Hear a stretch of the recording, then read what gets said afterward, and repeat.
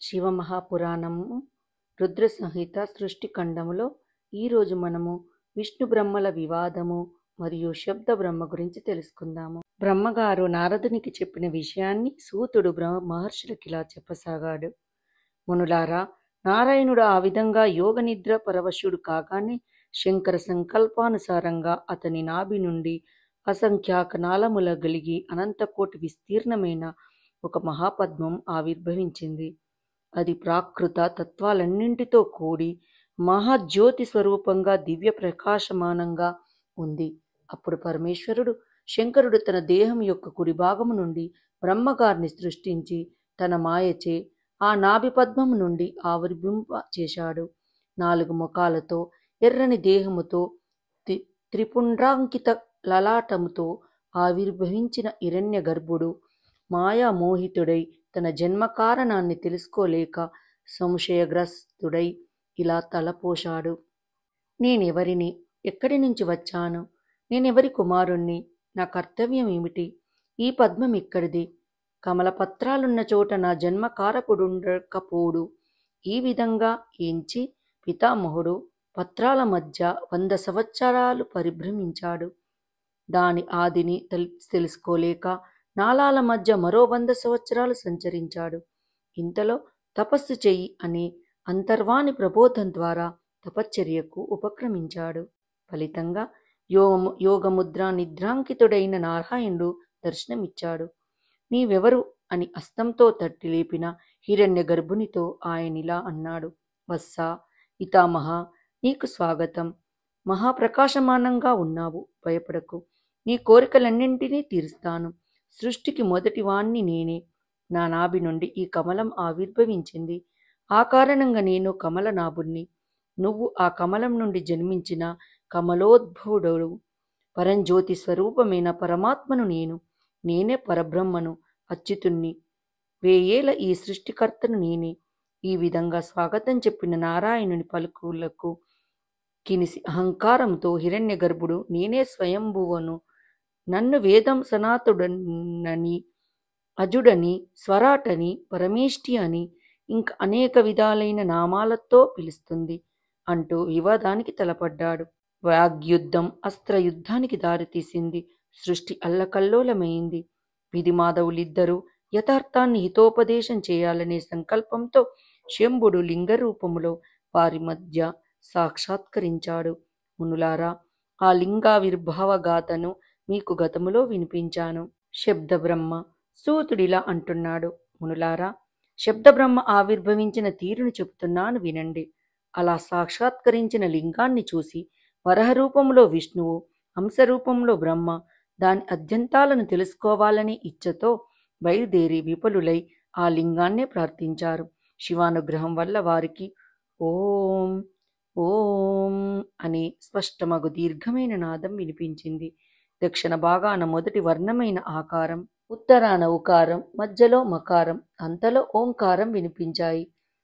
అకారం సూర్యుడు, ఉకారం అగ్ని, మకారం చంద్రుడు. ఓంకారానికి పైన సచ్చిదానంద గణమైన పరబ్రహ్మతత్వం గోచరించింది. అకారం బ్రహ్మ, ఉకారం విష్ణువు, మకారం కంఠమందు నీలవర్ణము, ఇతరత్ర రక్తవర్ణము గల రుద్రుడు. అకారం సృష్టికర్త, ఉకారం మోహింపచేస్తుంది, మకారం అనుగ్రహాన్నిస్తుంది.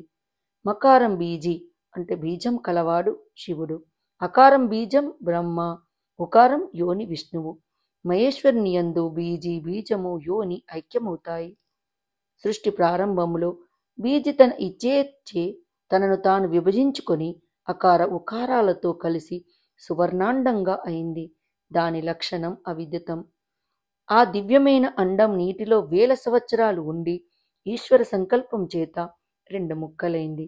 పైభాగం కపాలం, ద్యులోకం, క్రిందనున్న సగభాగం శబ్దస్పర్శ రూపరసగంధాదులతో కూడిన పృథ్వీ అయింది. ఆ అండం నుండే 4 ముఖాలు గల బ్రహ్మ జన్మించాడు. కకారం ఆయన సంజ్ఞ. ఆయన సమస్త లోకాలను సృష్టించాడు. ఈ విధంగా ప్రభువైన మహేశ్వరుడు 3 రూపాలను ధరించాడు. ఓంకారం పరమేశ్వరుని నిర్దేశిస్తున్నదని యజుర్వేదం అంటుంది. ఋగ్వేద, సామవేద మంత్రాలు కూడా ఆ ప్రతిపాదనను అంగీకరించాయి. ఇంతలో బ్రహ్మ విష్ణువులిరువురు 5 ముఖాలు 10 భుజాలు గల పరమేశ్వర స్వరూపాన్ని చూశారు. నాదరూపుడైన ఈశ్వరుడు తన తత్వాన్ని తానే ప్రకటించాడు. మునులారా, ఆ స్వరూపాన్ని వివరిస్తాను వినండి. అకారం పరమేశ్వరుని శిరస్సు, అకారం లలాటమును, ఈకారం కుడి కన్ను, ఈకారం ఎడమ కన్ను, ఉకారం కుడి చెవి, ఊకారం ఎడమ చెవి, రుకారం కుడి చెక్కిలి, రూకారం ఎడమ చెక్కిలి, లూ లూ కారాలు నాసారంధ్రాలు, ఏకారం పై పెదవి, ఐకారం క్రింది పెదవి, ఓకారం మరియు ఔకారం దంతపక్తిద్వయం, అహ ఇవి తాలు స్థానాలు.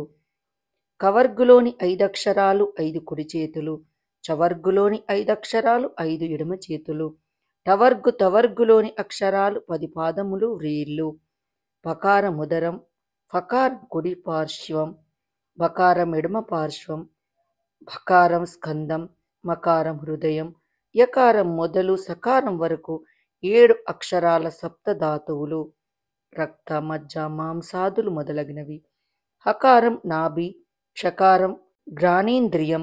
నాదశరీరుడైన శివుని నుండి బ్రహ్మ విష్ణువులిద్దరూ 5 కళలు కలిగి శుద్ధ స్ఫటిక సంకాశమైన 38 అక్షరాలు గల మంత్రోపదేశాన్ని పొందారు. ఆపై బుద్ధిరూపమైన సర్వధర్మార్థ సాధకమైన జయహేతువైన 24 అక్షరాలు గల సర్వశ్రేష్టమైన గాయత్రి మంత్రోపదేశాన్ని పొందారు. ఆపై 8 కళలతో కూడిన శత్రు సంహారం చేసే 30 వర్ణాలు గల మంత్రాన్ని ఉపదేశం పొందారు. ఆపై మృత్యుంజయ, పంచాక్షరి, చింతామణి, దక్షిణామూర్తి మంత్రాలను పొందేరు. తత్వమసి అనే మహావాక్యాన్ని చివరగా శివుని నోటి నుండి ఉపదేశాన్ని పొంది బ్రహ్మ విష్ణువులిద్దరూ కృతార్థులయ్యారు. కృతజ్ఞతలతో స్తుతించారు. వారి స్తోత్రానికి ప్రసన్నుడైన శివుడు విష్ణువుకు వేదాన్ని శ్వాస ద్వారా ఉపదేశించాడు. అంత వారిద్దరూ శివపూజా విధానాన్ని, ధ్యాన పద్ధతిని, కర్తవ్యోపదేశాన్ని చెయ్యవలసిందని కోరగా శివుడిలా ఉపదేశించాడు. శివపురాణము ఈ రోజుటికి సమాప్తము. తదుపరి వీడియోలో మనము శివతత్వము, పరమశివతత్వము, బ్రహ్మమానము, రుద్రావతార ఆవిర్భావం గురించి తెలుసుకుందాము. ఈ వీడియో మీకు నచ్చినట్లయితే లైక్ చేయండి, కామెంట్ చేయండి, మీ స్నేహితులకు షేర్ చేయండి, సబ్స్క్రైబ్ చేసుకోండి. ధన్యవాదాలు.